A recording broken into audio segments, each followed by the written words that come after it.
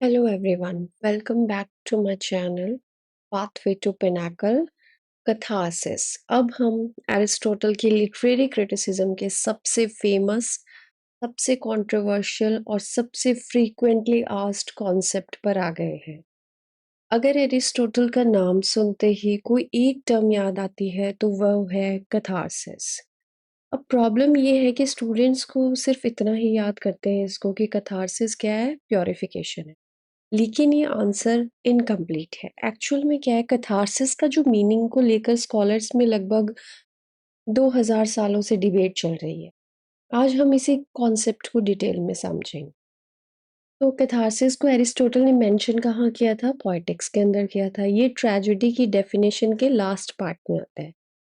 तो Aristotle definition में क्या लिखते हैं कि through pity and fear affecting the proper catharsis of these emotions. इसका मतलब क्या था कि ट्रेजेडी ऑडियंस में पिटी और फियर जनरेट करती है और फिर उन इमोशंस को कैथारसिस करती है।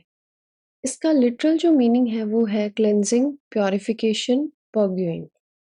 ये वर्ड ओरिजिनली जो है वो मेडिसिन और रिलीजन दोनों में यूज होता था। इसी वजह से स्कॉलर ने इसकी अलग-अलग इंटरप्रिटेशन दी है। अगर उसको सिंपल वर्ड्स में इसके डेफिनेशन पढ़े तो वो ये है कि catharsis is the emotional release or purification experienced by the audience after watching a tragedy। ध्यान रखें कि कैथारसिस जो है वो ऑडियंस फील करती है, हीरो नहीं करता है। ऑडियंस ट्रेजेडी देखते वक्त हीरो की सफरिंग देखती है, फिर पिटी फील करती है, फिर फियर फील करती है और एंड में इमोशनल रिलीफ फील करती है। तो वही कैथारसिस है। और वो पिटी फील कब करते हैं? जब हीरो अनडिजर्व्ड सफरिंग फेस करता है, जैसे ऑडिपस है, तो उसने अननोइंगली क्राइम नहीं किया, ऑडियंस उसके लिए सिंपैथी फील करती है, तो यही पिटी हो गया।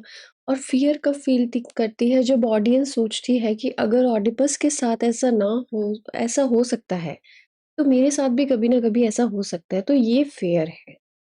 अब इम्पॉर्टेंट पॉइंट क्या है कि एरिस्टोटल के अकॉर्डिंग जो गुड ट्रेजेडी है वो सिर्फ सैडनेस क्रिएट नहीं करती है, वो पिटी और फेयर को प्रॉपर बैलेंस में क्रिएट करती है। नेक्स्ट उन्होंने एरिस्टोटल ने दिए हैं three major interpretation of catharsis. यही एग्जाम के सबसे इम्पॉर्टेंट कॉन्सेप्चुअल पार्ट है ये वाला। स्कॉलर्स जनरली कैथारसिस को तीन तरीकों से एक्सप्लेन करते हैं। सबसे पहला है पर्गुएशन थ्योरी। ये मेडिकल इंटरप्रिटेशन है, ये सबसे ओल्ड इंटरप्रिटेशन भी है। कैथारसिस को मेडिसिन के कॉन्सेप्ट से एक्सप्लेन किया गया। मान लीजिए जैसे डॉक्टर बॉडी से हार्मफुल सब्सटेंस निकाल देता है, तो वैसे जो ट्रेजेडी है वो माइंड से जो एक्सेसिव इमोशंस है उनको रिलीज कर देती है।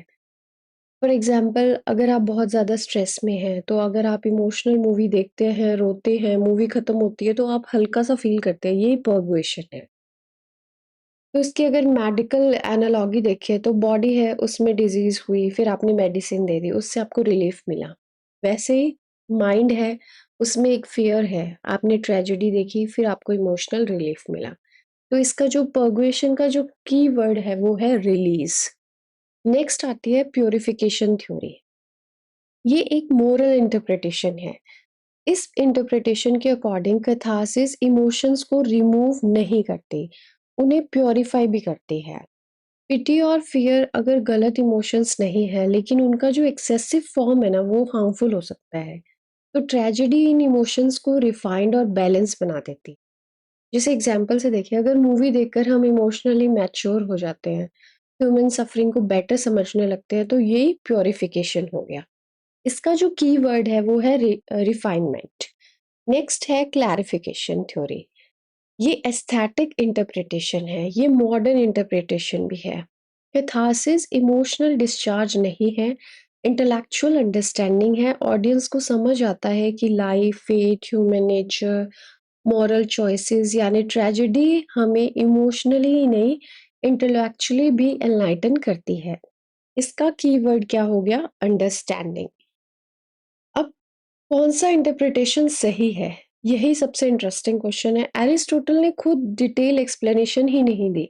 इसी वजह से जो स्कॉलर्स हैं वो डिसएग्री करते हैं। आज जनरली एग्जाम में तीनों इंटरप्रिटेशन एक्सेप्ट किए जाते हैं। कुछ इम्पोर्टेंट स्कॉलर्स हैं, जैसे एस.एच. बचर है और हम्फ्री हाउस है और गेराल्ड एल्स है।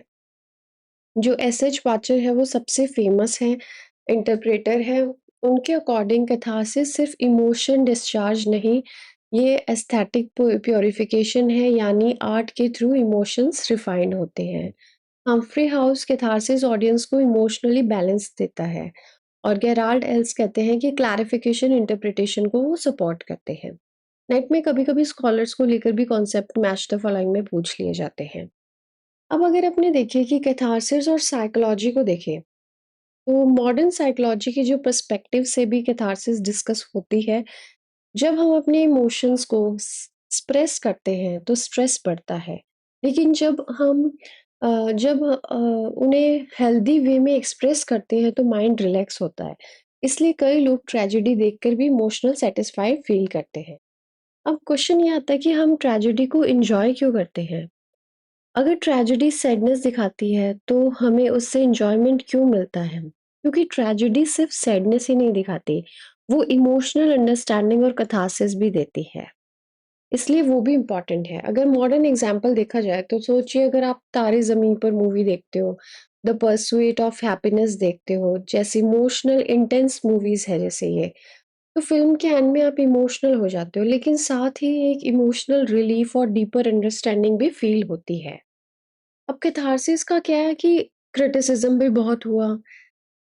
तो एरिस्टोटल ने क्लियर डेफिनेशन नहीं दी, क्रिटिक्स ने ये भी बोला, डिफरेंट स्कॉलर्स ने डिफरेंट मीनिंग निकाल दिए, हर ऑडियंस सेम वे में रिएक्ट नहीं करती है, हर ट्रेजेडी, पिटी और फेयर इक्वली जनरेट नहीं करती है। ये कुछ क्रिटिसिज्म थे कैथारसिस के। नेक्स्ट आता है कि कैथारसिस इम्पोर्टेंट ही क्यों है? ठीक है, हम देखते हैं कि इम्पोर्टेंट क्यों है कैथारसिस, क्योंकि एरिस्टोटल और प्लेटो के बीच सबसे बड़ा डिफरेंस दिखाता है।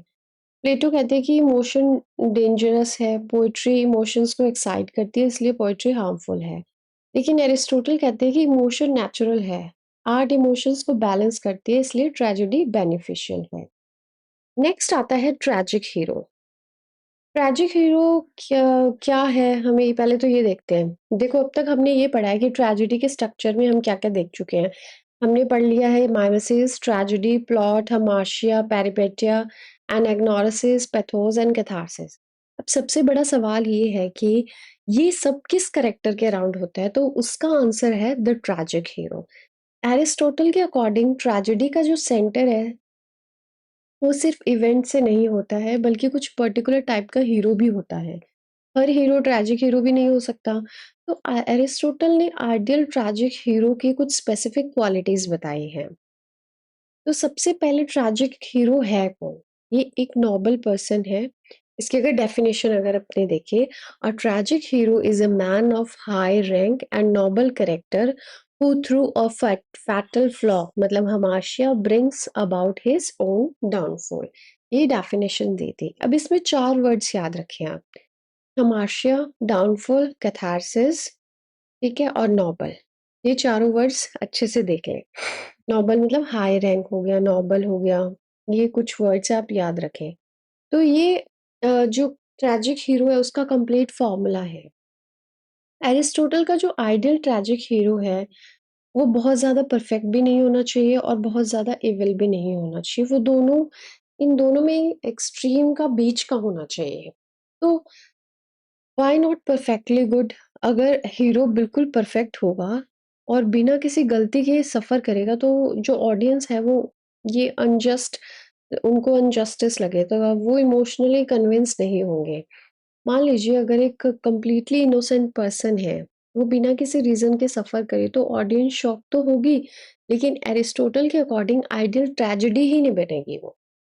और इविल क्यों नहीं होना चाहिए? अगर हीरो बहुत ज़्यादा इविल है और उसकी डेथ हो जाएगी, तो ऑडियंस को पिटी ही नहीं होगा, वो सिर्फ जस्टिस फ़ील करेगी, इसलिए कैथारसिस प्रॉपर डेवलप भी नहीं होगा।